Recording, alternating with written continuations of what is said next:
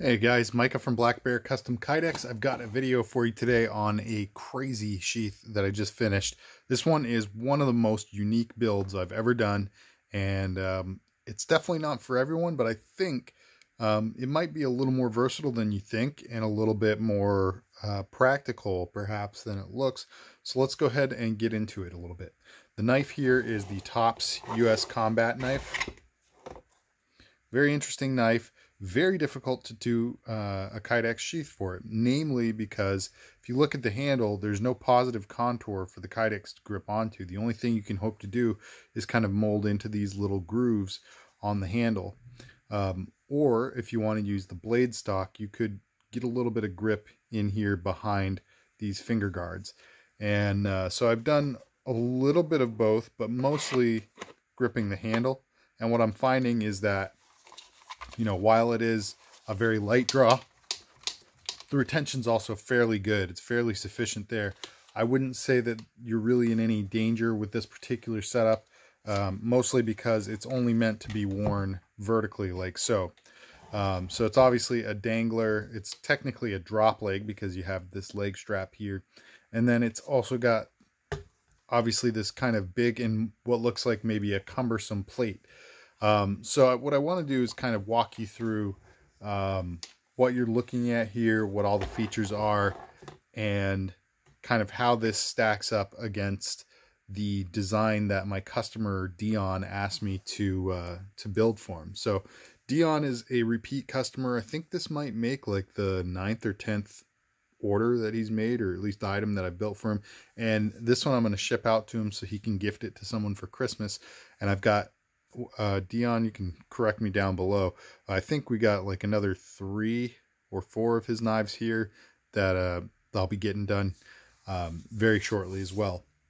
So he sent me, man, for those of you guys who have never ordered custom Kydex before and you're really looking for something unique, this is the way to go, guys. I mean, truly the way to go. He made a drawing for me, pretty on point drawing as well, I might say. And he had all the specs, the colors, kind of like the placement of all the items, things like that. And you know what? Some people have done that for me, and it's not been something that I could work out because the sizes of the things, the dimensions just wouldn't work out, or the geometry of different parts of it. So I've had to reconfigure it and all that. So there's no knock on anybody who doesn't quite get it perfect, but man, he nailed this one as far as what could fit where and how. And you can see here that I've just followed essentially the drawing itself to get all the shapes on here. I'd say the one thing I didn't do was adding this little point here on both sides. You can see that central ridge here. I did not do that. I just kind of made it one big swooping thing. So anyway, that's pretty much it as far as like the shape. How I derived this idea was, excuse me guys, I haven't finished my coffee yet today. Yeah, deriving the idea based on his drawing. Now let's look at all the features here. I'll put it this way, you guys have had a chance to look at it. The features here are a nylon dangler.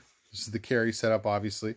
When I do nylon danglers, I typically put a logo plate on both sides of the dangler.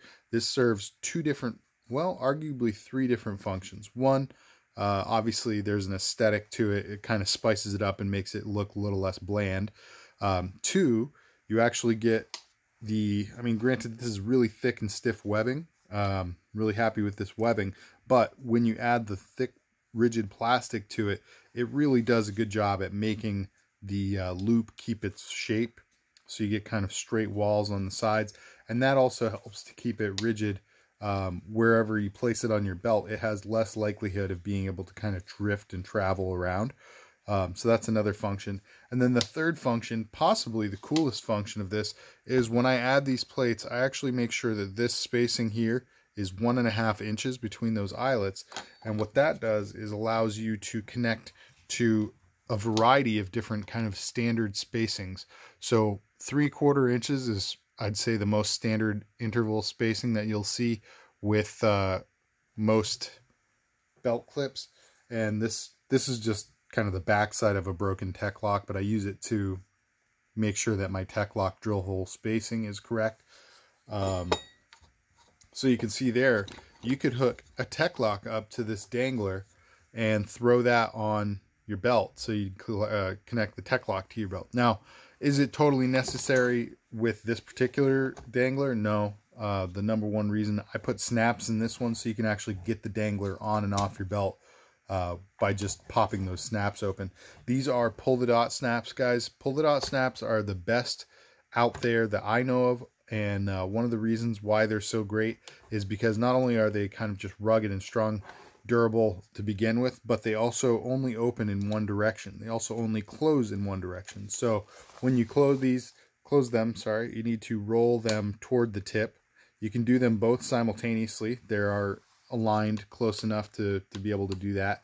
And when you open them, you also have to open them from the tip. So tip up first, tip down last, essentially is the formula. So the point of it is to reduce the chance that pressure from inside the loop would cause it to open, making it less likely that this will ever accidentally pop open on you.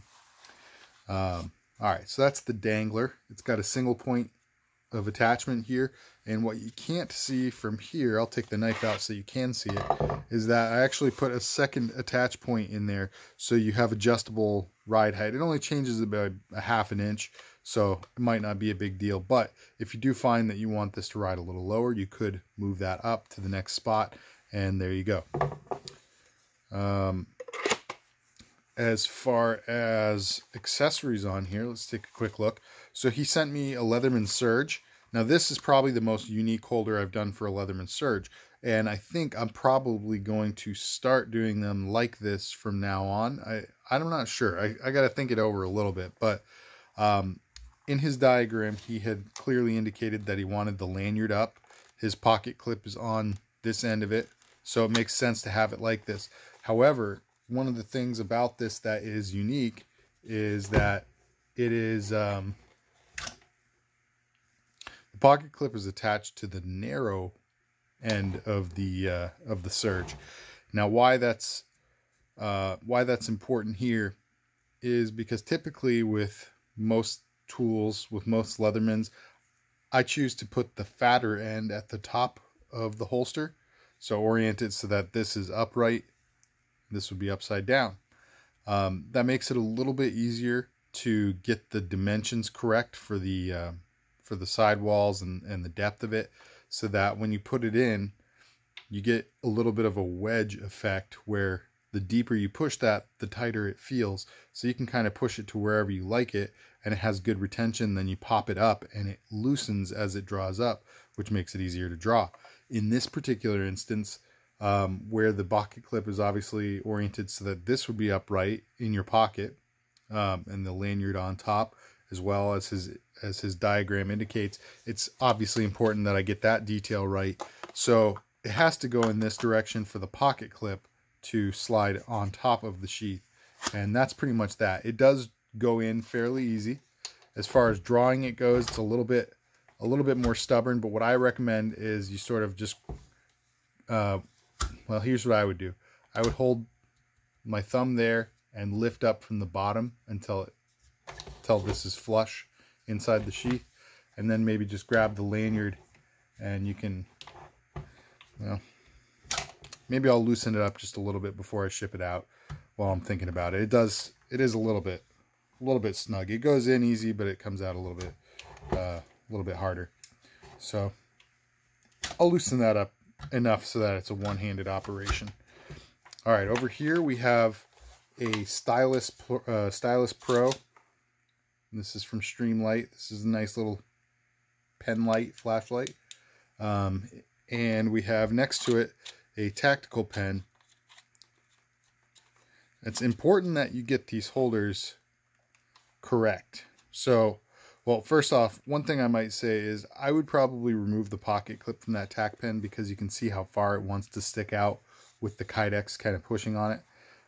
Another thing is these holders are ever so slightly different size, The tack pen requires a slightly larger diameter, so it is crucial that you don't screw up which holder goes to which. So the tack pen toward the inside, the stylus toward the outside. The one thing with the stylus is you got to make sure that the pocket clip doesn't want to come up much, and this is on the narrowest part of the diameter on the outside of this. So you need to make sure that the pocket clip does get onto the outside of the Kydex. So what I just do is just push that pocket clip toward the outside, and you can see it'll go over. If you don't do that, it's definitely going to get wedged. It'll get stuck kind of in the inside there. All right, and then on this side we have a flashlight holder, and I don't know what brand the holder is. I just this is my light. I threw it in there to give it something to fill it out.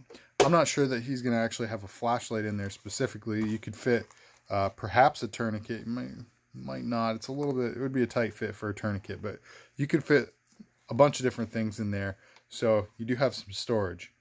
Now he did ask for those wings, which I think is a nice way to kind of, it was an interesting way to solve the issue of how to fit this many things on a sheath this large. A lot of the time I'll get a request for sheaths that don't have any kind of backplate on it, whatever, and all these accessories, maybe even more, and it's just a real chore to figure out how to make it work. Oftentimes you can't make it work because there's just not enough real estate.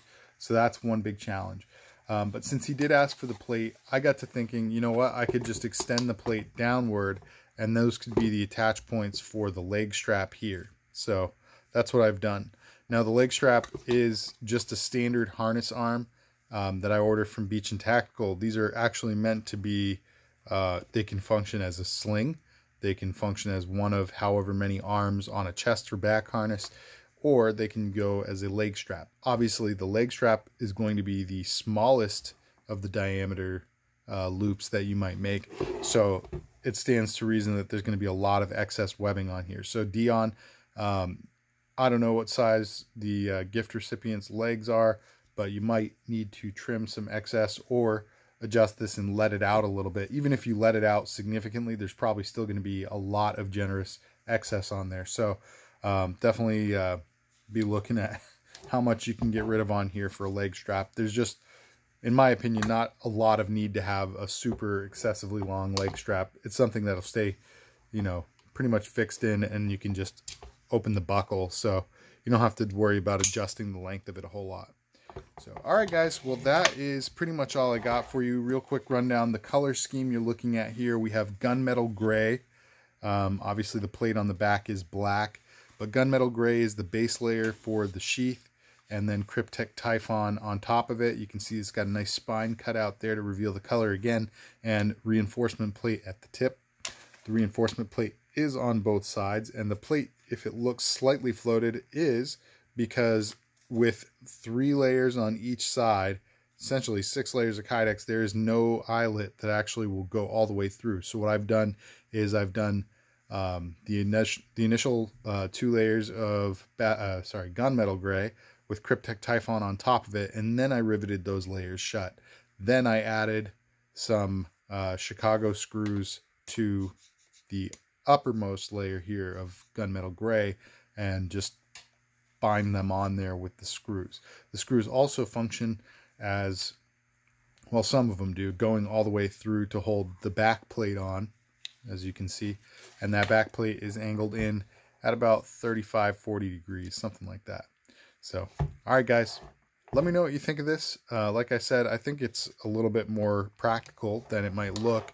I think it's certainly one of the most unique sheaths I've ever done, maybe even crazy. I really like it. I didn't think I was going to at first when I started building it, but I had a real blast doing this. It was a challenge, but it was a lot of fun, and I'm really pleased with the results. So let me know what you guys think. I will loosen up the Leatherman. I actually might loosen up the tack pen a little bit as well, just so that they're really easy to operate with one hand. But other than those, guys, let me know how you like the functionality of this sheath, how you like the looks of it, what do you think of it conceptually, and yeah, definitely leave some feedback in the comments down below. Also, tell me what you think of the Tops US Combat Knife. I don't own this one. I've never used it, so I don't really have anything to say about it, but I love Tops. I trust them implicitly with anything that they put out to be a quality piece. So I'd love your opinions down below as well. All right, guys, thanks so much for tuning in. Hope you liked it. If you did, hit that like button, hit that subscribe button, and hit the bell to receive notifications when I upload new videos. And of course, comment down below and share it with all your friends. Thank you again for tuning in. Stick around for the next one. God bless.